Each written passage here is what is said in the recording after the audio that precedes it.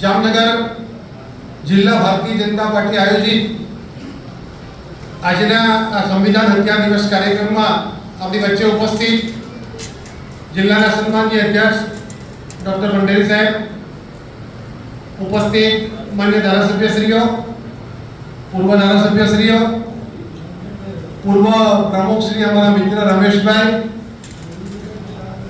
મંડળના જિલ્લાના સૌ હોદ્દેદારો, મંડળના સૌ હોદ્દેદારો, સ્થાનિક સ્વરાજની સંસ્થામાં ચૂંટાયેલા પ્રતિનિધિઓ અને મોર પીછાથી રડિયામણો જેમણે પણ આજે જીતવાથી શરૂઆત કરી છે એવા સૌ સરપંચશ્રીઓ, સભ્યશ્રીઓ જેમને અભિનંદન પાઠવીએ છીએ, સ્વાગત કરીએ છીએ.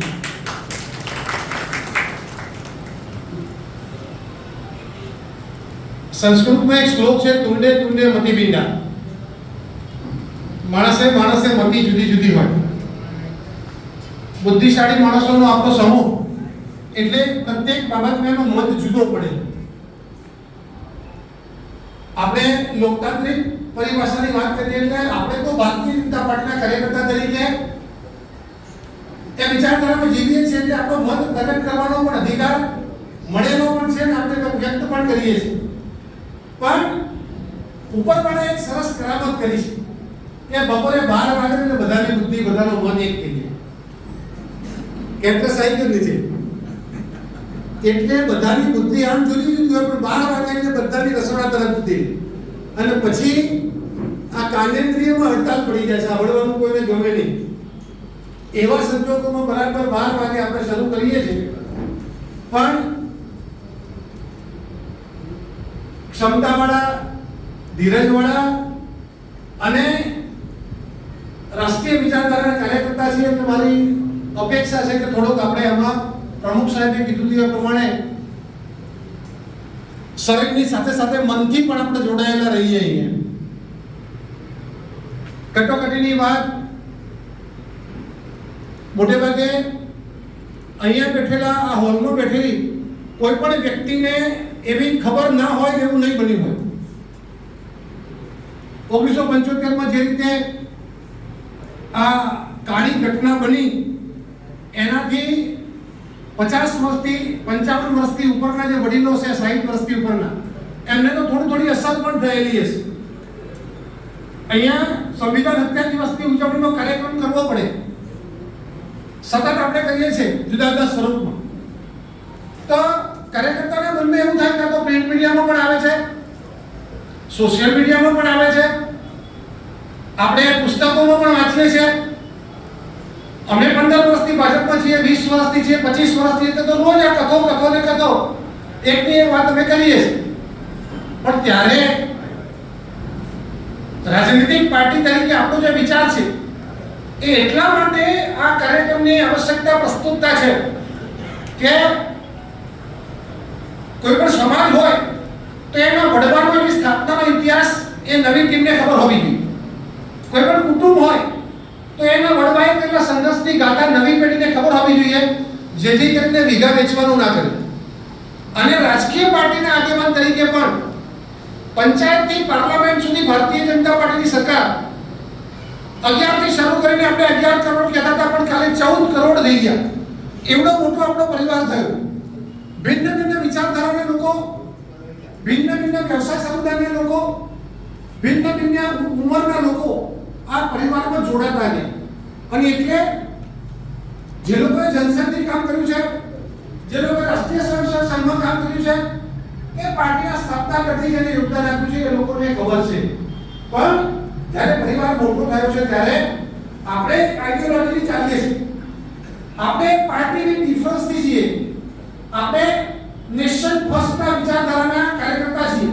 અને ત્યારે આપણી વિચારધારાના ઉદ્ભવ સ્થાનમાં રાષ્ટ્રીય સ્વયંસેવક સંઘ, આઝાદીનું આંદોલન, કોંગ્રેસના નેતૃત્વમાં આપણી આઝાદી, ગાંધીની સમ્રાટની કલ્પનાની જે સ્વરાજની કલ્પના હતી એ પૂરી ન થઈ, પરિવારવાદ, તૃષ્ટિકરણ, ભ્રષ્ટાચાર, આતંકવાદ, માઓવાદ, નક્સલવાદ, આ બધાને કારણે દેશમાં જે અંધાધૂંધી ફેલાઈ ગઈ, આપણી જે કલ્પના હતી, દીનદયાળજી અને શ્યામા પ્રસાદ મુખર્જીની કલ્પનાનું ભારત બનાવવાની દિશામાં આપણે આગળ વધતા હતા. અનેક લોકોએ આઝાદીના ઇતિહાસમાં, આઝાદીની લડાઈમાં પોતાના પ્રાણની આહુતિ આપી હતી. કેટલીક ખડકીના દ્વાર બંધ થઈ ગયા હતા, કેટલીક બહેનોએ એની માળીનો છાયો ગુમાવ્યો હતો, કેટલીક બહેનોના સેતાનું સિંદૂર ઘૂસાઈ ગયું. અને ત્યારે બારડોલીના સત્યાગ્રહથી, દાંડીના સત્યાગ્રહથી કે અનેક આંદોલનોથી આપણી સૌની કલ્પના હતી કે સ્વરાજ્ય આવે. સ્વરાજ આવે એની સાથે સાથે સુરાજ્ય આવે. સુરાજ્ય આવે એટલે રામરાજ્ય આવે, કલ્યાણ રાજ્ય આવે, પ્રજાનું રાજ્ય આવે. પણ કમનસીબે એ વખતે એવા લોકોના હાથમાં શાસન આવ્યું કે પરિણામે આપણી તમામ કલ્પનાઓ સાકાર ન થઈ શકી. એ પછી આખો ઘટનાક્રમ આપ સૌ એના સાક્ષી છો. જે પ્રમાણે શાસન ચાલવું જોઈએ એ પ્રમાણે નહીં ચાલ્યું. અહીંયા ઇન્દિરાજીએ આપેલી કટોકટીની આપણે વાત કરવાના છે. એ કટોકટી જેને 1975માં દેશ પર આપાતકાલીન વ્યવસ્થાઓ લાગુ પડી. તો અહીંયા આપણે સમજવું છે કે કટોકટી કયા સ્વરૂપમાં લાગુ કરવામાં. આપાતકાલીન વ્યવસ્થા તો યુદ્ધની સ્થિતિમાં પણ લાગુ કરવાની વ્યવસ્થા હોય છે. એ નેશનલ કેલેમિટી મોટી થઈ ગઈ હોય તો આપણે એવી વ્યવસ્થાઓ હોય છે. કોઈ બીજી આકસ્મિક ઘટના બની જાય અને આપણે શાસન કરવા માટે સમર્થ ન હોઈએ એવા સંજોગોમાં બંધારણની સુરક્ષા માટે આપણે કટોકટી મૂકવી પડે એવું પ્રોવિઝન બાબા સાહેબે આપ્યું હતું. એનો દુરુપયોગ કેવી રીતે થયો, એટલે કટોકટી કેમ આવી એ સમજવાનું છે, કેવા સ્વરૂપમાં લાવ્યા એ સમજવાનું છે. અને સૌથી અગત્યનું કે ગુજરાતની એમાં ભૂમિકા શું રહી. ઇતિહાસ એની સાક્ષી છે કે પ્રત્યેક ઘટનામાં હિન્દુસ્તાનની રાજનીતિના ઇતિહાસની પ્રત્યેક ઘટનાની શરૂઆત એ ગુજરાતે એની અગવાઈ કરી. તમે 1857 થી આઝાદીનું જે આપણું આંદોલન ચાલુ થયું, પણ એનો વડાંક દાંડીના સત્યાગ્રહથી અને બારડોલીના સત્યાગ્રહથી આવ્યો. એની સફળતા ના કરનાર આંદોલનથી સરદાર સાહેબના નેતૃત્વમાં આવી. તમે સરકાર બનાવી એ પછી પણ અનેક ઘટનાઓમાં ગુજરાતે નેતૃત્વ કર્યું. અહીંયા આ કટોકટીના કાળમાં એને નાબૂદ કરવા માટે અને સુશાસન સ્થાપવા માટે એ વખતે પણ ગુજરાતે અગવાઈ કરી હતી. ગુજરાત એમાં નંબર 1 રહ્યું. એટલે રાજનૈતિક કાર્યકર્તા તરીકે આ બે ત્રણ બાબતો ટૂંકમાં આપણી વચ્ચે મૂકવાનો પ્રયાસ કર્યો. જે રીતે બંધારણને, લોકતાંત્રિક વ્યવસ્થાઓને તોડવાનો ઇન્દિરાજીએ પ્રયાસ કર્યો. તમને બધાને ખબર છે કે એક સમય હતો કે India is Indira, Indira is India, એ પ્રમાણે તપતો સૂરજ હતો. અને નહેરુજી, ઇન્દિરાજી, રાજીવજી સુધી એ પ્રમાણેની સ્થિતિ હતી કે માત્ર અને માત્ર એક પરિવારના કબજામાં આખો દેશ હતો. એના વિકાસની દિશા ઉદ્યોગો તરફ હતી. એના વિકાસની દિશા એ માલે ગુજારો પૂરતી સીમિત હતી. અને જે રીતે શાસન થતું હતું, અહીંયા ઇન્દિરાજીની મુખ્ય કટોકટીની વાત તો કરવી જ જોઈએ, પણ એ સિવાય પણ આ દેશમાં કેટલીક અઘોષિત કટોકટી રહી. તમે જો આ દેશ આઝાદ થયો, બાબા સાહેબ અને શ્યામા પ્રસાદ મુખર્જીની કેબિનેટમાં જોડાયા, તો બંધારણ સભાના શરૂઆતના તબક્કામાં બાબા સાહેબ બંધારણ વ્યવસ્થામાં ન આવે એના માટેનો પ્રયાસ પણ જવાહરલાલજીએ કર્યો. તમે એનાથી આગળ જઈએ તો આઝાદીની લડતમાં પણ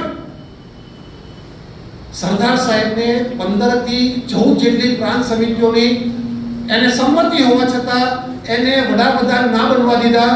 અને દેશ આઝાદીના 75મા વર્ષે પણ એના જે દુષ્પરિણામો ભોગવે છે. આ દેશનું 7.5 લાખ કરોડ જેટલું બજેટ હજુ પણ સરહદોની સુરક્ષામાં વપરાય છે. એના પાપમાં પણ હોય અથવા 370 કે 35 દૂર કરવા માટેની આટલી લાંબી કવાયત કરવી પડી અમિતભાઈ સાહેબને, એના મૂળમાં પણ કોઈ હોય તો આ નહેરુજીની અઘોષિત કટોકટી. ગરીબી હટાવશું, ગરીબો હટાવશું, ગરીબીની વાતો કરે છે, પણ ગરીબો માટે અનામત નહીં લાવવાનું કામ કાકા સાહેબ કલેકર કમિશન નીચલા પીછડા ગરીબ વર્ગને મુખ્ય ધારામાં લાવવા માટે, એને રોજગારની સમાન તકો મળે એટલા માટે, એને ભણવાની સમાન તકો એટલા માટે, એને નોકરી ધંધાની સમાન તકો મળે એટલા માટે એક કમિશનની આવશ્યકતા થઈ હતી. ત્યારે કાકા સાહેબ કલેક્ટર કમિશન મૂકી અને એ લોકોને મુખ્ય ધારામાં લાવવા માટેનો પ્રયાસ કર્યો. ગરીબી હટાવશું, ગરીબી હટાવશું, ગરીબી હટાવશું કર્યું. ગરીબો હટાઈ ગયા ત્યાં સુધી આના માટે કંઈ કર્યું નહીં. ગરીબી હટાવો એ માત્ર મત મેળવવાનું સૂત્ર રહ્યું. અને 1952માં બનેલું કમિશન 1969 સુધી એ રહ્યા ત્યાં સુધી એ કમિશનનો કોઈ રિપોર્ટ અમલમાં નહીં મૂક્યો. અને આજે અનામતની વાતો કરીને બળગા મારે છે આ લોકો. ऐसा हो गया कैसा हो गया. રાહુલજી ઉંમરથી જાગે એ દિવસે બે સ્ટેટમેન્ટ કરી દે ગરીબો માટે, બે સ્ટેટમેન્ટ અનામત માટે કરી દે. અને એ અઘોષિત પ્રવૃત્તિ આટલા વર્ષો સુધી. એના પછી રાજીવજી એમણે તો એવું કીધું હતું હાઉસમાં કે અનામતનો અમલ એટલે મૂર્ખાઓને વ્યવસ્થામાં લાવવાનું પ્રક્રિયા છે. એનાથી વહીવટી પ્રક્રિયા ખોરંભે પડી જશે. આ કોઈ કાઢી ના કરી શકે. એને એવું પણ કીધું હતું કે તમે જે રૂપિયો મોકલો છો એ 15 પૈસા થઈ જાય એવી આપણી વ્યવસ્થા છે. એને એવું પણ કીધું હતું કે ગરીબોને અનાજ આપવાની યોજના છે એમાં ગરીબોને આપણે પહોંચાડી શકતા નથી, બંધ કરી દેવી. આ પણ એક અઘોષિત કટોકટી.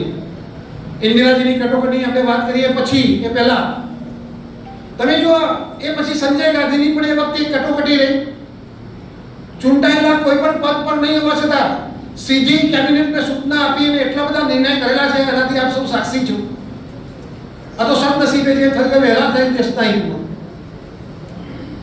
એ પછી સોનિયાજીની કટોકટી આવી. કોઈ ચૂંટાયેલા પદ ઉપર નહીં હોવા છતાં તમામ ફાઇલો એના ઘરે જાય. મનમોહનસિંહજીને કોઈ વિદેશી ડેલિગેશન બ્રીફ ના કરે, પહેલા સોનિયાજીને બ્રીફ કરે. મનમોહનસિંહની પાછળ ઉભા હોય, તમે અનેક વિડિયો જોયા છે. એ પછી રાહુલજીની કટોકટી આવી. તમે જુઓ કે કોઈ ચૂંટાયેલી સરકારનો ઓર્ડિનન્સ સંસદે પસાર કરેલો એ ફ્લોર ઉપરથી ફાડી નાખે. જોયું તું કહીએ ધ્યાનમાં છે? ફાડી નાખે. આ બંધારણ કહેવાય? આ લોકશાહી કહેવાય? એટલું તો ખરું, પણ દેશ હિતના, ખેડૂત હિતના, ગરીબ હિતના અનેક કાયદાઓ મોદી સાહેબે લાવ્યા હતા. એ તમામનો એમાં વિરોધ કર્યો. એમના નાના જવાહરલાલ નહેરુજીએ સિટીઝન એમેન્ડમેન્ટની વાત કરી હતી કે ભાગલા પડ્યા ત્યારે આપણા કેટલાક ભાઈઓ પાકિસ્તાન અને બાંગ્લાદેશમાં છે, એ ત્યાં લઘુમતીમાં છે, એ ત્યાં પ્રતાડિત થાય છે, એમને જીવન જીવવાની મુશ્કેલી છે. આપણી જવાબદારી છે કે જો એમને ત્યાં ન ફાવે તો એ લાવવા જોઈએ, એને અહીંયા વસાવવા જોઈએ, એને રહેવાની વ્યવસ્થા, નોકરી ધંધાની વ્યવસ્થા આ કરવી પડે. એવું જવાહરલાલજીએ કીધું હતું, એવું સરદાર સાહેબે કીધું હતું, એવું ગાંધીજીએ કીધું હતું. અને તેમ છતાં આ હાઉસમાં થયેલી ચર્ચાઓ અને તેમ છતાં સિટીઝન એમેન્ડમેન્ટ જ્યારે ભારતીય જનતા પાર્ટી લાવે છે ત્યારે પાછો એનો વિરોધ. અખંડ ભારતની આપણે કલ્પનાની વાતો કરીએ છીએ. કમનસીબે આ દેશી રજવાડાનો વિભાગ નહેરુજી પાસે ગયો. કાશ્મીર, જુનાગઢ અને હૈદરાબાદ સરદાર સાહેબ પાસે ન રહ્યું અને પરિણામે જે સ્થિતિ થઈ હતી, આજે અખંડ ભારતની આપણે વાત કરીએ પણ આપણું શીશ તો કટાયેલું છે. 7-8 લાખ કરોડ રૂપિયા આપણે એનો વાપરીએ છીએ. એ અખંડ ભારતની કલ્પના સાકાર કરવા માટે જ્યારે અમિતભાઈ સાહેબે 19માં ચૂંટાયા પછી 70મા દિવસે નિર્ણય કર્યો અને ત્યાં પાછો કાકા ભોગ ચાલતી રહી. અમે આવશું તો 370 પાછી લાવી દઈશું, અમે આવશું તો 35 પાછી લાવી દઈશું, અમે આવશું તો સીએ પાછી લાવી દઈશું. 500 વર્ષ જૂનો રામ મંદિરનો પ્રશ્ન, એનોય વિરોધ. ખેડૂતો માટે નવા કાયદા લાવ્યા, એનોય વિરોધ. તમારે કરવું છે શું એ ખબર નથી પડતી. એટલે આ પણ એક જાતની રાહુલજીની પણ કટોકટી રહી. કુલ મળીને એક આંદોલનની પાર્ટી અને એક વિચારધારાની પાર્ટી, આ બંનેમાં જે ફરક છે એ સમજાવવા માંગુ છું.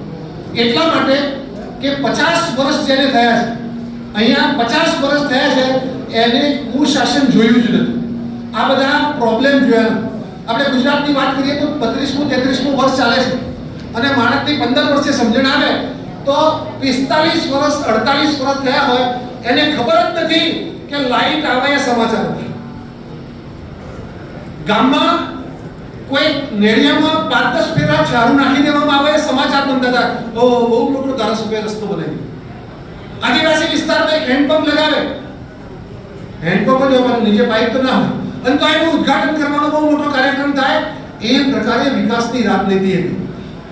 આપણી નવી પેઢી, નવી ટીમ, નવું જનરેશન, નવી વિચારધારાના લોકો આ બધા જ્યારે આપણા પરિવારમાં જોડાયા છે ત્યારે આપણા જે પૂર્વના જે સંસ્મરણો છે એ એમને મૂકીએ ને તો એમને મુશ્કેલી ના ઉતાવળ ઘણી વખત ઉતાવળ આવી જાય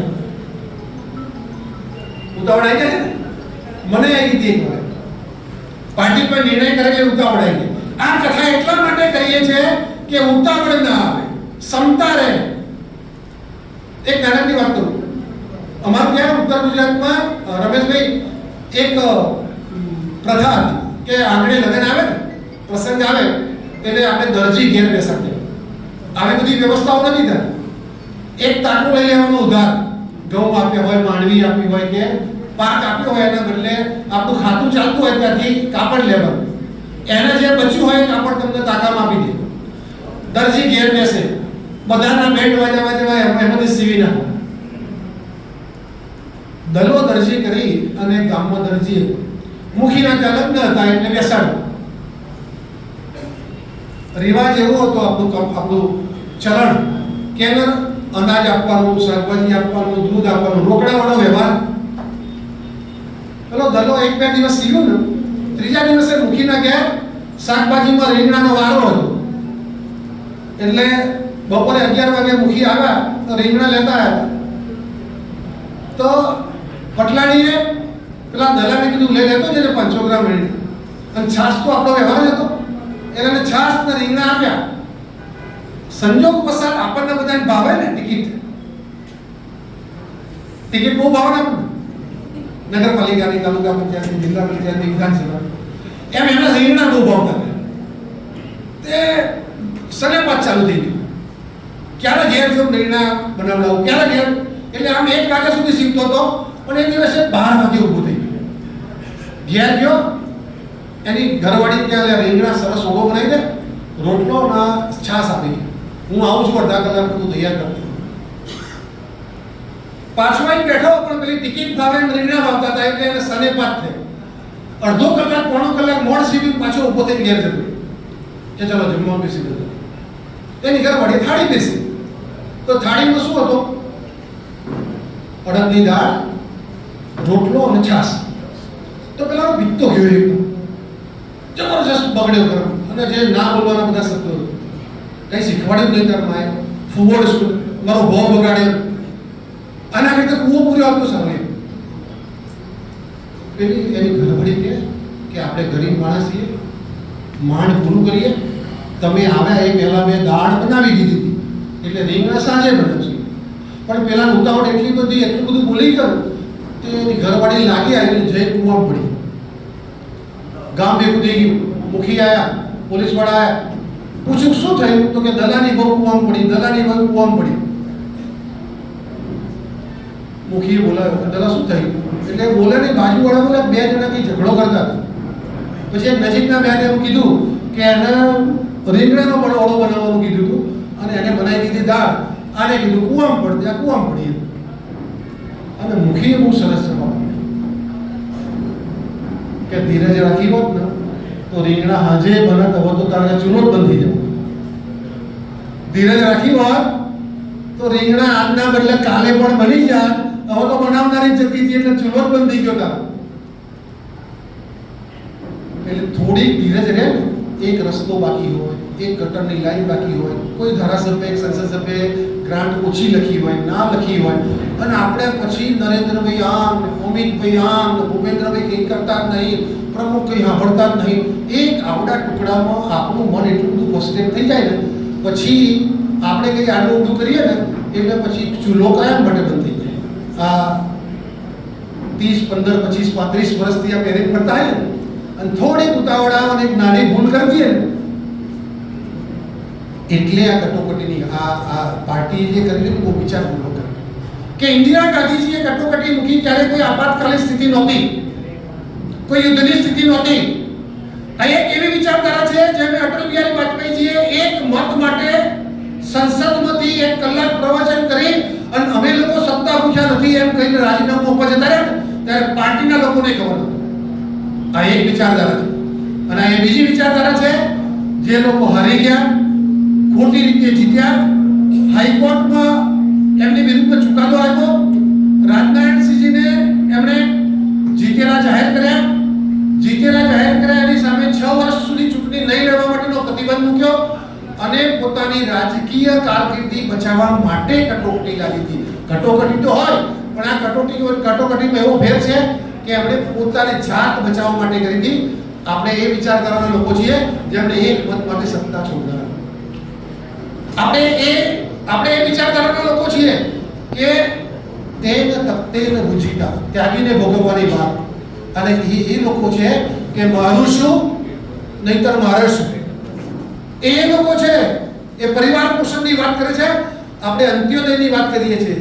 ચલો જલાય દીપ વહાં જહાં અભી ભી અંધેરા, નથી પહોંચવું ત્યાં પહોંચાડવા માટેનો વિચાર આપણે કરીએ.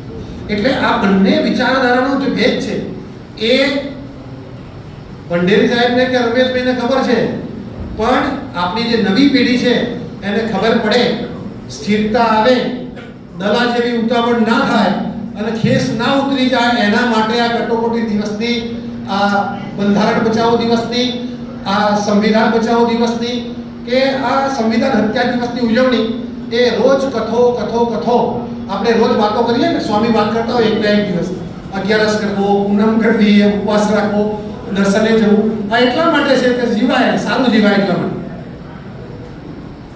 કેટલીક બાબતો બંધારણ કટોકટી દિવસની ઉપર જે વાતો છે, તમારી સામે તમે 4 રસ્તા ઉપર બેઠા હોય, એપીએમસી નો હોય, મંડળીએ બેઠા હોય, બહેનો ભજન મંડળમાં બેઠા હોય, ઘણા લોકો બે બોલકા આપવાના કોંગ્રેસ વાળા આવે ને, જોયું કે પેલાને પૂરી દીધું આવતો હતું છે, જોયું કે પેલાનો ક્યાં પૈસા ના મળ્યા, જોયું કે પેલા લોકોને આપણે પદમાં ટીમમાં ના લીધું. એટલે નાની નાની બાબતોમાં જ્યારે આપણે આવું સાંભળીએ ને ત્યારે આપણે પાર્ટી બની જઈએ.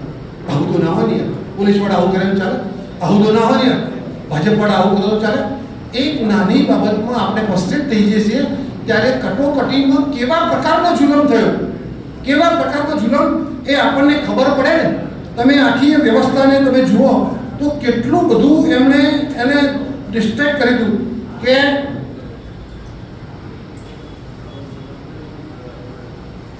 કટોકટી લાદવા માટેની જે વ્યવસ્થા હતી કે મંત્રીમંડળની કેબિનેટ બોલાવી પડે, કોઈ કેબિનેટ નથી, કોઈ મંત્રીમંડળની બોલાવવું. ઇન્દિરા ઇઝ ઇન્ડિયા અને ઇન્ડિયા ઇઝ ઇન્દિરા. એને લાગ્યું હતું કે મંત્રીમંડળ પણ આ નહીં કરે, કારણ કે હાઈકોર્ટે જજમેન્ટ આપ્યું. એટલે આ અઘોષિત કટોકટીને ઘોષિત કટોકટીમાં ફેરવવાનું કામ એ દિવસે થયું.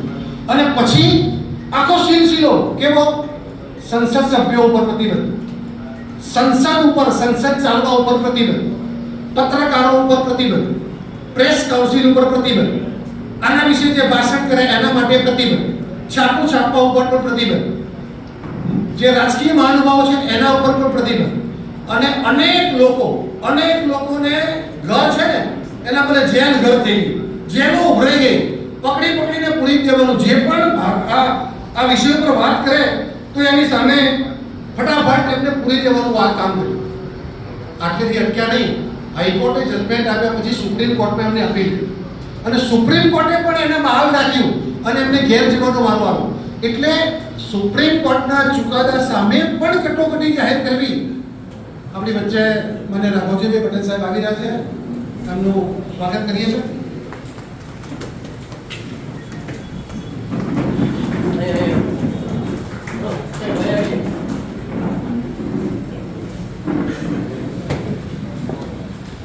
એટલે કટોકટી એક વિષય છે, કટોકટી કયા સ્વરૂપમાં આવી એ અગત્યનો વિષય છે, અને કટોકટી કેમ લાદવામાં આવી એ અગત્યનો વિષય.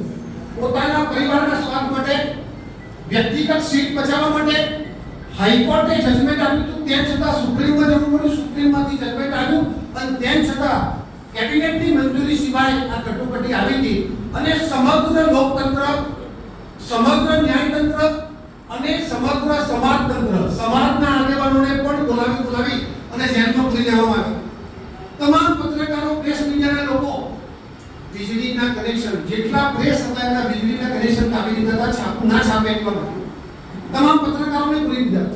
કેટલાક નવજુવાન લોકો આની વિરુદ્ધમાં અવાજ કરતા હતા તો એ લોકોને પણ જેલમાં પૂરી દેવાના અને બંધ કરી દેવાની વાત હતી. એમાં એ પ્રમાણેની વ્યવસ્થા હતી કે આખો દેશ મેં કીધું એ પ્રમાણે Indira is India, India is Indira, એ પ્રમાણેની વ્યવસ્થાઓ જે અત્યારે એમના અપૌત્ર संविधान बचाओ, संविधान बचाओ, संविधान खतरे में, राहुल जी कहते हैं संविधान खतरे में।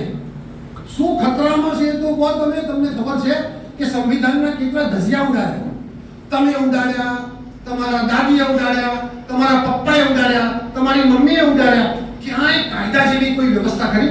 અને તેમ છતાં તમે ગરીબી હટાવો, ગરીબી હટાવો, ગરીબી હટાવો કરી અને સંવિધાનના ધજિયા ઉડાવો. કોઈ જગ્યાએ કાયદા જેવું ખરું?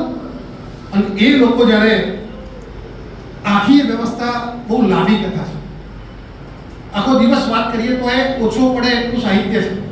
પણ ગુજરાતી તરીકે આપણને ગૌરવ હોય કે આપણી ભૂમિકા શું, વધારે ફોકસ આપણે એને કરીએ કે સંવિધાન બચાવવામાં કે કટોકટીના સમયમાં ગુજરાતની ભૂમિકા શું. ગુજરાતની ભૂમિકા એ નહીં કે મને કહેતા ગૌરવ થાય છે કે હિન્દુસ્તાનના દરેક સત્યાગ્રહમાં, દરેક માંગણીમાં, એ 1857નો બળવો હોય, એ આઝાદીની ચળવળ હોય, એ દાંડીનો સત્યાગ્રહ હોય, એ બારડોલીનો સત્યાગ્રહ હોય, એ નાટકનું આંદોલન હોય, એ એના પછી અનામતનું આંદોલન હોય, અને પછી આ 74નું નવનિર્માણ આંદોલન, આ કટોકટી બચાવ દિવસની વાત. તમામ આંદોલનમાં એક મુખ્ય એનો એ સરદાર સાહેબ હોય, એ ગાંધીજી હોય, એ રવિશંકર મહારાજ હોય, એ નવનિર્માણ વાળા હોય કે નરેન્દ્રભાઈ મોદી, બધા જ લોકોએ ગુજરાતની ભૂમિકા એમાં પ્રમુખ રહી. તમે જો પેરેલલી એવું બન્યું કે કટોકટી ડિક્લેર થઈ, એ જ અરસામાં ગુજરાતમાં નવનિર્માણ આંદોલન ચાલે. નવનિર્માણની આંદોલનની ગુજરાતના યુવાનોની સફળતાએ ત્યાં સરકારે બી કોંગ્રેસની પાડી દીધી, જનતા મોરચાની બાબુભાઈ જસભાઈ સાહેબની સરકાર બની. એટલે ગુજરાતના લોકોને, આપણા જે વડવાઓ હતા એમણે ગુજરાતે સમગ્ર દેશને કટોકટી સામે સારું પ્લેટફોર્મ આપ્યું. અને દેશમાં તો કોંગ્રેસની સરકાર હતી, ત્યાં શ્વાસ લેવાની પણ મુશ્કેલી હતી, છુપાઈને રહેવું પડતું. એટલે દેશના નેતાઓ સુબ્રમણ્યમ સ્વામી, જોર્જ ફર્નાન્ડીસ, વિજયરાજે સિંધિયા, ગાયત્રી દેવી, આપણા બાબા સાહેબ દેવરસ, સંઘના તત્કાલીન વડા, આ બધા લોકોએ ગુજરાત આવી અને આંદોલનને ગુજરાતના પ્લેટફોર્મથી ઉપાડ્યું. ગુજરાતના લોકોમાં પણ આપણે સૌને ગૌરવ થાય કે આપણા માન્ય વડાપ્રધાન શ્રી નરેન્દ્રભાઈ મોદી સાહેબે એનું નેતૃત્વ કર્યું. આદરણીય નાથાલાલ ઝગડા, હેમાબેન આચાર્ય, વસંત ગજેન્દ્ર ગડકર, વિદ્યાબેન ગજેન્દ્ર ગડકર, આપણા અનંતભાઈ ચિમનભાઈ શુક્લા, અનંતભાઈ દવે, આ લોકોએ અહીંયા જે આંદોલન કર્યું, દેશના લોકોએ અહીંયા આશરો લીધો. એને છુપાવવાનું કામ આપણે કર્યું, કારણ કે અહીંયા આપણી વિરોધ પક્ષની સરકાર અને ગુજરાતમાંથી નીકળેલી જ્વાળાએ સમગ્ર દેશમાં કટોકટી વિરોધ. જોર્જ ફર્નાન્ડીસએ અહીંયાથી લઈ જઈને નવનિર્માણ બિહારમાં ચાલુ કર્યું. એટલે કટોકટી લાદી એ એક વિષય છે. આપણા માટે ગૌરવની બાબત એ છે કે કટોકટીને નાબૂદ કરવા માટેની પહેલ પણ એ ગુજરાતે કરી હતી. આદરણીય નરેન્દ્રભાઈ મોદી સાહેબના નેતૃત્વમાં, જેમણે વેશ પલટો કર્યો હતો, દાઢી મૂછ રાખ્યા હતા, શીખ બન્યા હતા, રાત્રે જનતા સમાચાર નામને છાપું બહાર પાડ્યું, સાયક્લો સ્ટાઇલ ભૂગર્ભમાં રહીને કરવાનું, અને માઉથ ટુ માઉથ પબ્લિસિટી સાથે સાથે કોપીઓ. એક વાર તો કોપી ઘડી જવી પડે એવું મોટી એવી સ્થિતિ બની. તો આવી સ્થિતિમાં સંઘર્ષમાં ગુજરાતના લોકોએ કામ કરી અને આ બંધારણને કે સંવિધાનને બચાવવા માટેની જે શરૂઆત થઈ એ પણ આ ગુજરાતથી થઈ હતી. અને ગુજરાતે કટોકટી વિરુદ્ધ જે આંદોલન કર્યું અને એની જે તવારીખ છે તમે જુઓ તો આંદોલનનું સ્વરૂપ જે હતું અને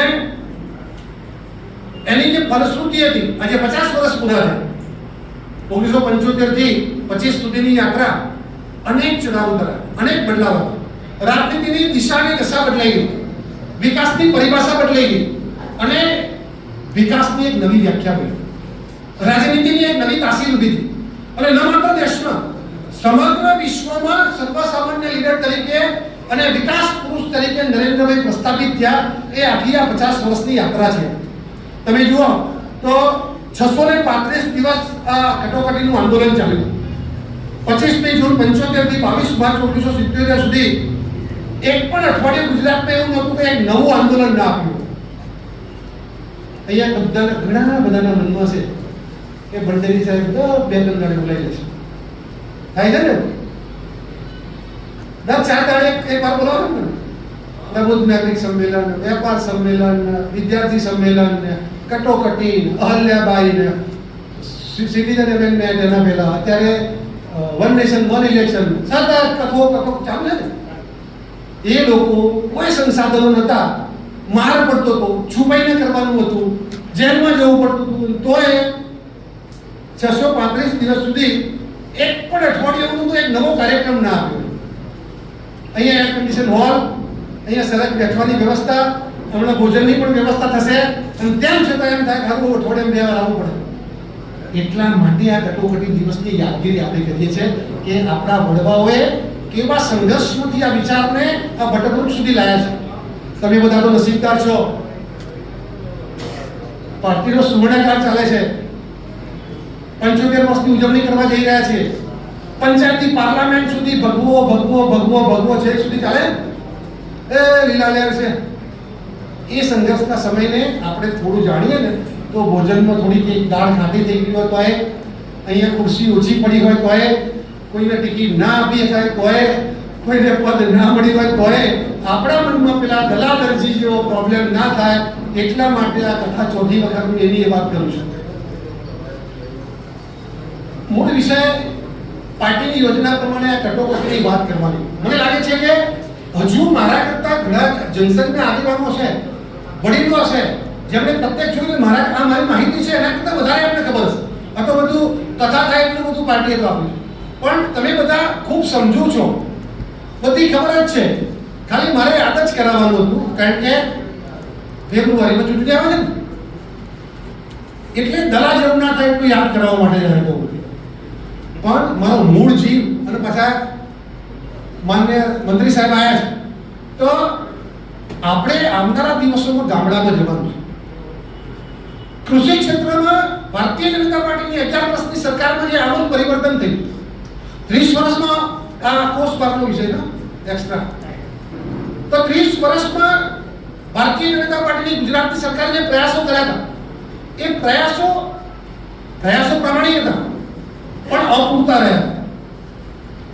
કેન્દ્રમાં સરકાર આવ્યા પછી જે આપણને ફાઇનાન્શિયલ હેલ્પ મળી કે વીજળીની બાબત હોય, એ નલતા ડેમના દરવાજા બંધ કરવાની બાબત હોય, કિસાન ધનમાંની બધો હપ્તો આપવાની બાબત હોય, ધિરાણને 18%માંથી 0% કરવાની બાબત હોય, સબસિડીઓ આપવાની બાબત હોય, ડ્રીપ ઇરિગેશન આપવાની બાબત હોય, MSP આપવાની બાબત હોય, રાહતના પેકેજ આપવાની બાબત હોય, તો આ બધી બાબતોમાં જે પ્રગતિ થઈ છે ને આપણે સારું એ એટલું યાદ નથી રહેતું. કાર્યકર્તા તરીકે રોડ બાકી હોય એ મગજમાંથી જાય, ગટરનું એક નાનકડો ટુકડો બાકી હોય એ મગજમાંથી જાય જ નહીં. અને એ નાનકડું દવાખાનાનું રૂમ કે શાળાના ઓરડામાં પ્રોબ્લેમ હોય ને એ જ્યારે ભાજપના કાર્યાલય આવે ને ત્યારે ભંડારી સાહેબની એક પત્ર પાડે આ ક્યારે થશે. પણ 25 બાબતો એવી છે કે જે સાયલેન્ટલી જનતાની વચ્ચે મૂકી છે. અહીંયા છેલ્લા 7 વર્ષથી ભારતીય જનતા પાર્ટીની સરકાર આવે કે 3 વર્ષ ભાજપની સરકાર ઉપર આવે એ કે સહેજે નથી બન્યું. સાહેબે ડાયરેક્ટ કનેક્ટ કર્યા છે અને એવા કેટલા ઘરોનો ઉજાસ આપ્યો છે.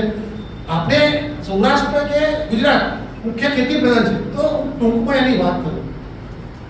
ખેતીના ક્ષેત્રમાં જે આમૂલ પરિવર્તન થયું તમે એક યાદ કરો કે એક વાર દાળ કરવા માટે વીજળીનું કનેક્શન લેવાનું તો શું સ્થિતિ હતી?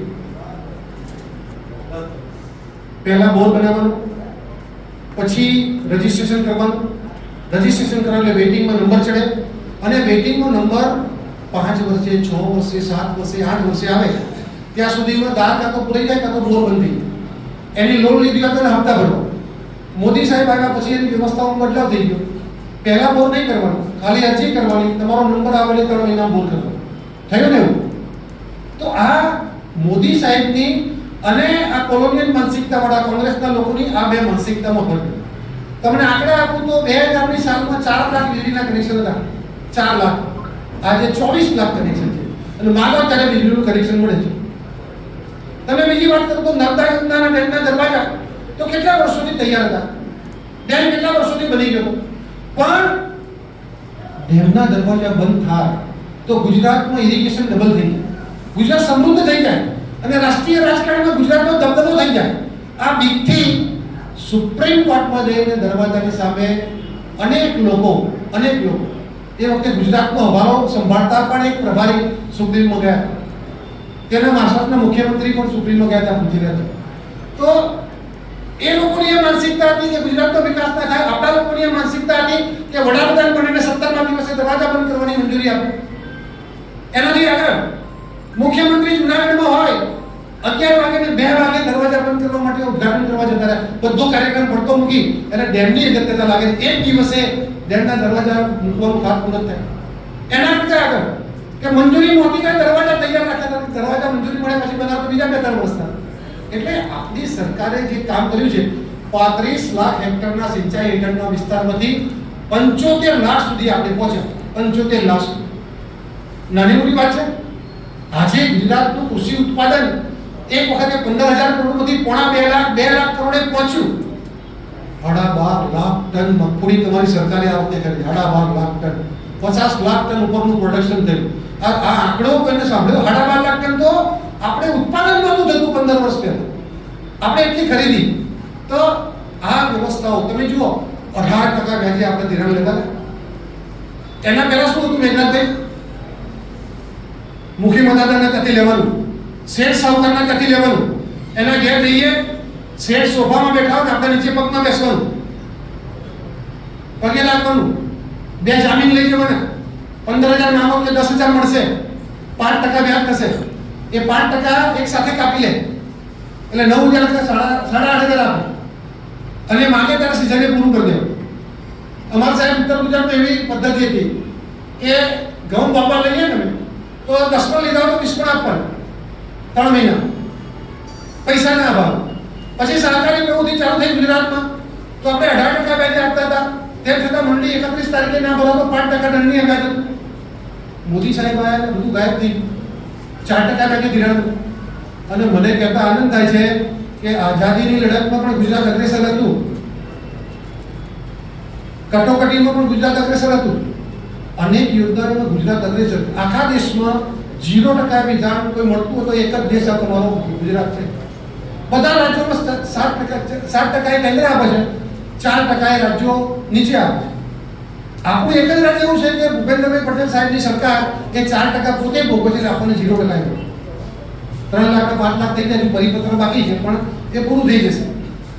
5 લાખ રૂપિયા મળે અને 0% એટલે તમે સામાન્ય 18% ગણો, 18,95,000 રૂપિયા સરકાર તમને દર વર્ષે આપે. દર વર્ષે 90,000 મળે કે ના મળે? તો આ માનસિકતામાંથી આજે પણ દિવસે વીજળી આપતું એકમાત્ર ગુજરાત રાજ્ય છે. આજે પણ સોલર વીજળીમાં નંબર 1 એકમાત્ર ગુજરાત રાજ્ય છે. આજે પણ ડ્રીપ ઇરિગેશનમાં 70 થી 90% સબસિડી આપતું એકમાત્ર ગુજરાત રાજ્ય. કોઈ જગ્યાએ 45-50% થી વધારે સબસિડી નથી. આજે પણ 108 15 સેકન્ડમાં આવે, 15 મિનિટ, એવું કોઈ રાજ્યમાં વ્યવસ્થા નથી.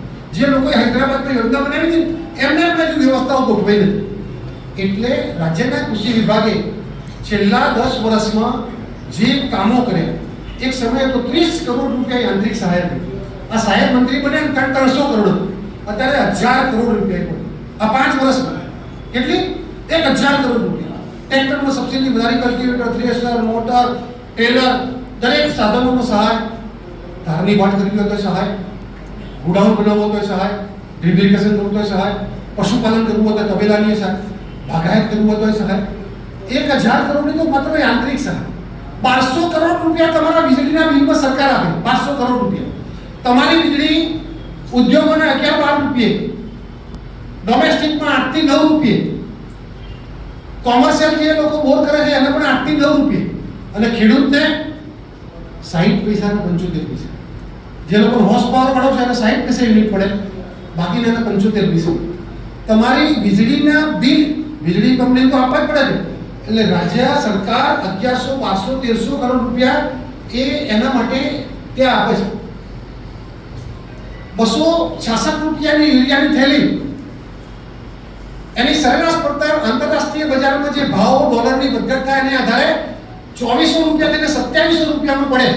યુક્રેન યુદ્ધ વખતે તો 2700 રૂપિયા, અને તોય તમને સતત 266 રૂપિયા મળે. ડીએપી ની થેલી તો 3032 ની થેલી તમને તોય 1600 રૂપિયા મળે. એક સમયે 2.5 લાખ કરોડ રૂપિયાની સબસિડી, 2.5 લાખ કરોડ કેન્દ્ર સરકાર તમારા વતીથી, ખેડૂતો વતીથી આ સબસિડી ભોગવતી હતી. ભાવ ના વધે એટલે તમે કિસાન સન્માન નિધિનો રોકડો રૂપિયો અહીંયા બેઠેલો કોઈ પણ માણસ એકવાર આગળ ઊંચી કરીને એમ કહે કે કોઈ સરકારે આઝાદીના આટલા વર્ષમાં કેશ બેનિફિટ આપ્યો, રોકડો પૈસો આપ્યો, અને એ સીધો ખાતામાં આવી જાય, કોઈ બચે ક્યાં નહીં. ભૂતકાળમાં એવું હતું કે મામા માસીના હોય એને નોકરી મળે, અને મામા માસીના હોય એને યોજનાઓનો લાભ મળે. ગામમાં 4 ચૂંટાયેલા 4 આગેવાનો ભાજપના 4 કોંગ્રેસના એક ટોળકી હોય એ જ બધું વેચી લે દરરોજ. અત્યારે સાહેબે પોર્ટલ કરી દીધું છે. હમણાં તો પોર્ટલમાં બીજા 3 સુધારા કર્યા. દર વર્ષે એમાં અપડેટ કરવામાં આવે છે કે ગરીબ ખેડૂત સુધી પહોંચે. એકવાર મળ્યું છે તો બીજાને લાભ મળે, ટ્રાન્સપરન્સી રહે. એ રોકડાની સબસિડી હોય, એ ડ્રીપની સબસિડી હોય, એ સાધનની સબસિડી હોય, એ ગોડાઉનની સબસિડી હોય, કોઈ વચેટીઓ નહીં. સીધી યોજના. અને છેલ્લા 5-7 વર્ષમાં તો આપણે કૃષિ વિભાગે એટલી પ્રગતિ કરી છે, એટલું કામ કર્યું છે કે બધા જ રોડા કાઢી નાખે. હમણાં સાહેબ કાઢા થઈ ગયા, અમે ના પાડી તો 4 લાખ લોકોને ખોટા રજીસ્ટ્રેશન કાઢી નાખે. 4 લાખ તુવેર, રાયડો અને ચણા ડમી રજીસ્ટ્રેશન. ખેતરે ના હોય અને જૂનું નામ ચાલતું એના આધારે રજીસ્ટ્રેશન કરાવી દીધું હતું વેપારીઓ. તો આપણો ભાગ એ લોકો લઈ જતા. તો ટેકનોલોજીનો ઉપયોગ કર્યો. એટલે આ સરકાર કૃષિ ક્ષેત્રમાં, પાણીના ક્ષેત્રમાં, પશુપાલનના ક્ષેત્રમાં, ગ્રામીણ વિકાસમાં એટલા બધા પ્રયત્નો કર્યા છે. હમણાં અમે સાહેબ બેગામ તાલુકામાં એક કાર્યક્રમમાં ગયો તો ધારાસભ્યને પેલા લોકો ખકડાવ્યા. શું થયું? મેં કીધું ભાઈ તો કે આ રસ્તો કરવાનો છે. કેટલો છે? કે 3 કિલોમીટર. ધારાસભ્ય કરતો ને 3 કિલોમીટરમાં શું? એટલે પેલા જવાબ શું આપે ધારાસભ્ય કે આપણો રસ્તો તો છે ધારાસભ્ય, હું શું કરું? પણ કે 3.5 કિલોમીટર ભરીને આવવું પડે. કેટલું? પેલો રસ્તો હયાત છે 3.5 કિલોમીટર છે, આ બાજુ 3 નો થાય એટલે 9 બને. આ પ્રકારની વ્યવસ્થાઓ થઈ ગઈ. અપેક્ષાઓ કાર્યકર્તાની એવી થઈ ગઈ કે ગામમાં જવાના 2 રસ્તા તો છે પણ આ જરા ત્રીજો બનાવી લો તો સારું છે. એક સમય હતો કે દેશ આઝાદ થયો ત્યારે 60% ગામડાને જોડતી ઇલેક્ટ્રિસિટી નહોતી. 62-63% ગામડામાં પીવાનું પાણીની કનેક્શન નહોતા. મોટા ભાગના ગામોમાં વીજળીનું કનેક્શન નહોતું. વીજળી એટલે તમારા ઘેર આવું નહીં, ગ્રામ પંચાયતે બલ્બ નહોતો. એ સ્થિતિમાંથી આ 11 વર્ષમાં જે પ્રગતિ કરી છે. પણ વિકાસ તો થયો, પણ વિકાસની દિશા અને દશા બદલી. પરંપરાગત વિકાસ જે હતો, રોડ, રસ્તા, ગટર, પાણી, શાળાનો ઓટો, દવાખાનું, નાનકડું, આ તો પરંપરાગત વિકાસ છે. સરકાર ના હોય તો એ સચિવોને બંધારણમાં વ્યવસ્થાઓ ગોઠવેલી. પણ નરેન્દ્ર મોદી સાહેબ આવ્યા પછી વિકાસની દશા અને દિશા બદલી. ગામડા તરફ એનું મુખ ગયું. અને દીનદયાળજી અને શ્યામાપ્રસાદ મુખર્જીએ જે વિચાર આપ્યો તો અંત્યોદયનો, જ્યાં નથી પહોંચ્યું ત્યાં પહોંચાડવું છે. ચલો ચલાય ઠીક કહા જા અભી તેરા. અંતિમ પંક્તિની વ્યક્તિના જીવનમાં પણ ઉજાસ આવે, મુખ્ય ધારામાં આવે, ગામડામાં પણ શહેર જેવી વ્યવસ્થાઓ મળે. એ 17 વર્ષના એમનો જે કાળ હતો પ્રચારક તરીકેનો, ગામડામાં ફર્યા હતા અને એમણે જે વેદનાઓ અનુભવી હતી. કોઈના ઘેર જમવાનું હોય, લાકડા બળી જાય, ખીચડી કે રોટલો કાચો આવે, કાચો ખાવો પડે, એમને જોયું હતું. એમાંથી ગેસનું કનેક્શન આવ્યું. રાતે સૂઈ જતા હતા અને મચ્છર કરડતા હતા, લાઈટ નહોતી, એમાંથી 24 કલાક આવે.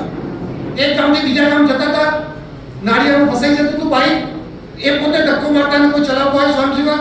એટલા માટે પ્રધાનમંત્રી ગ્રામ સડક યોજના આવી. ખેડૂતો ફરિયાદ કરતા હતા કે સિંહ વાઘ વરુ રાત્રે મારી નાખે છે, એમાંથી આ કિસાન સૂર્યોદય યોજના દિવસે લીધી આવી. એટલે એમના જીવનકાળ દરમિયાન એમને જે વેદનાઓ અનુભવી, તો એક પ્રચારક, એક સ્વયંસેવક જ્યારે દેશનો વડો બને, સંઘ શિક્ષિત એક કાર્યકર્તા જ્યારે દેશનો મુખ્યમંત્રી બને, જિલ્લા પંચાયતનો પ્રમુખ બને, તાલુકા પંચાયતનો પ્રમુખ બને, અને ત્યારે વિકાસની દિશા બની, વિકાસના નવા આયામો, નવા પરિણામો આવે. અને ઉદ્યોગો તરફથી, શહેરો તરફથી એનું મુખ આપણું ગામડા તરફ આવે, ગરીબ તરફ આવે. અને ગામ, ગરીબ, દલિત, પીડિત, શોષિત, વંચિત, ખેડૂત, ખેતમજૂર એની ચિંતા કરવાનું કામ આ ભારતીય જનતા પાર્ટીની સરકારે આ વર્ષોમાં કર્યું છે. અને આપણી જવાબદારી બને છે કે જે બાકી છે 85% ગ્લાસ ભરેલો છે, પણ પેલો આટલો ઊંડો છે કે ઊંડો આપે એમ નહીં આપે. 85% પાણી આપ્યું એ નથી યાદ કરતા, પણ થોડો ઊંડો છે ને તો ઊંડો આપ્યો એ વાત આપણને યાદ રહે છે, એ ના રહે. ઘણા બધા બદલાવો રાજકીય ધરતી ઉપર આપવાના છે. આપણી ભૂમિકા, આ કેસ આપણે પહેર્યો છે, આ બહુ મોટું લાયસન્સ છો. બીજા મળે એના કરતાં મોટું લાયસન્સ. 14 કરોડ લોકોનો પરિવાર. આજે જામનગરની વસ્તી આટલી બધી છે, એમાંથી આ હોલમાં આપવાનું આમંત્રણ તમને મળ્યું. અને ક્યારે પાર્ટીનો સુવર્ણકાળ છે ત્યારે. એક સમય તો માર પડતો હતો, એક ગામથી બીજા ગામ વચ્ચે એવું ગામ આપતું હોય તો ખેસ ખિસ્સા મૂકીને આગળ જવું પડતું હતું બાઈક ઉપરથી. અમારા ત્યાં એવા ઘણા ગામ હતા કે હું ગાંધીનગર છું તો વચ્ચે બે ગામ આવે એટલે કિસ્સામાં કેસ મૂકી જવો પડે.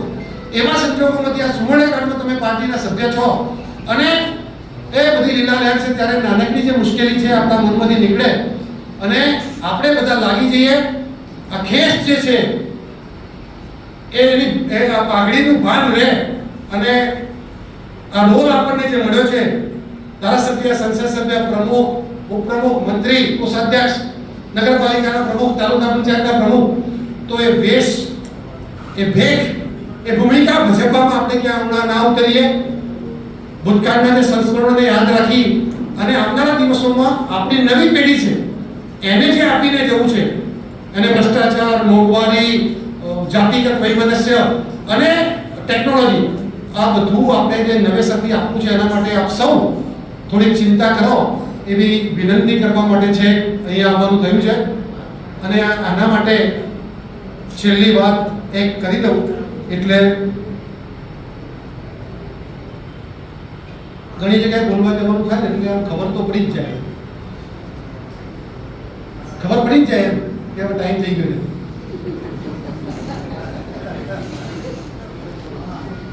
હરિ અનંતા, હરિ કથા અનંતા, આ તો ચાલુ જ રહેવાનું. એટલે કોઈ સ્વામી કથા પૂરી કરતા આ કથાના પૂર્ણ વિરામ મૂકે છે કે પૂરી કરી છે એવું નથી કહેતા. ફરી તારા બધું આવતા નથી. એક રાજા હતા. આના પહેલાનો સમય હતો, મે મહિનાનો, જૂન મહિનાનો, એટલે ખેડૂતો માટે એકદમ ફ્રી સમય. રાજા રજવાડાના સમયમાં મનોરંજનના સાધન તરીકે નાટકો, ભજન મંડળીઓ, તુરી આ બધું ચાલતું. ખબર છે? નવરાત્રના ઘઉં પાક્યા હોય એટલે ઘઉં આપવાના પેલા લોકો નાટક બધું કરે, મંડળીઓ. તો રાજાને થયું નવરાત્રનો સમય છે તો આપણે એક સરસ કંઈક કાર્યક્રમ મનોરંજનનો કરો. એટલે એના દિવાનને વાત કરી.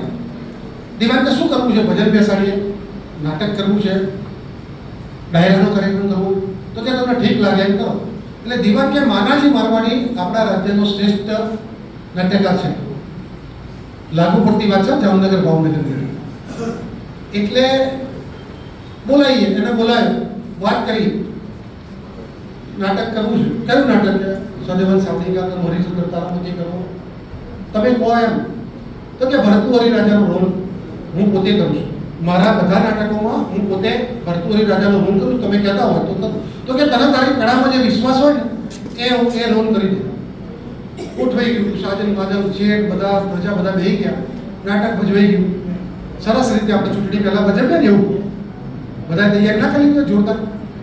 પછી નાટક પૂરું થવાય પેલા ભરતુહરી રાજાનો રોલ એટલો બધો બાખુબી કર્યો, એટલો બધો સરસ કર્યો, રાજા ખુશ થઈ ગયા. ખુશ થઈ ગયા એટલે એના ગળામાં પેલો હીરામોતીનો હાર હતો એ તોડી અને એના ઉપર ફેંક્યો.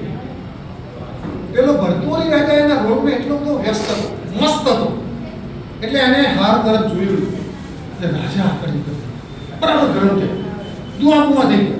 જેવો પડતો પડ્યો પકડી લાવો સલાહ. શું થયું કે આ સવો સમજે છે શું? કોઈ પણ રાજા ખુશ થાય ને એટલે બાજુમાં એક બાઉલ મૂકેલું હોય એમાંથી કંઈક સોના મોનો કે સિક્કા આપે, પણ આ ગળાનો હાર આપ્યો એટલા બધા ખુશ હતા. આ નરેન્દ્રભાઈ આપ્યો છે ને એવો. તો દિવાનને ખબર પડી કે કંઈ કાચું કપાઈ ગયું. હોશિયાર માણસો તો પેલા કીધું જો ભાઈ પ્રોબ્લેમ થઈ ગયો છે, જેલમાં જ જવાનું કીધું છે, પણ તું તકલીફ પડતી, જો છુટકારો થઈ જાય તો થઈ જાય. એટલે પેલો આવ્યો, પગે લાગી ગયો, દંડવત કર્યા. પછી રાજા સાહેબે બધા સ્વસ્તી વચનો જબરદસ્ત કકડાયો. પછી પેલાએ કીધું માફ કરજો, દુકાળનું વરસ છે, કામ છે નહીં, તમે કામ આપ્યું એટલે આશા જન્મી નહીં, અને તમારી પાસેથી આ 10 તોલામાં ચાલે એવું નથી. આખી કંપનીને આખું વર્ષ રૂપિયા તમારે જ કપડાવવા પડે, આપ માઈ બાપ છો, પણ કે આવું કર્યું કે લીધો. વાત એવું છે કે આપ 900 પાદરના ધણી અને હું ભરતુહરી રાજા 1800 પાદરનો ધણી. એટલે હું ભરતુહરી રાજાનો મારા ઉપર મુગટ હતો એટલે મારે વેશ ભજવવાનો હતો. ભરતુહરી રાજા યાચક નતો, એ તો દાતા હતો, પણ તમે આપો એ મારે એ વખતે ના લે, હવે જેટલું આપો એટલું લઈ લો. એટલે તમારા માથે જે પાઘડી હોય ને એ પાઘડીનું ભાન રાખવું પડે.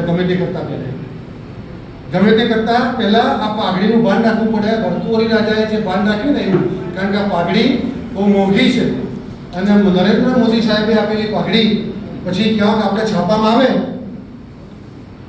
કે પેલા મંત્રી ને પેલા કાર્યકર્તા આમ કરતા પકડાય ને આમ કરતા પકડાય નહીં કરતા એ બધું ના થાય એવી વિનંતી સાથે અસ્તુ ભારત માતા કી જય.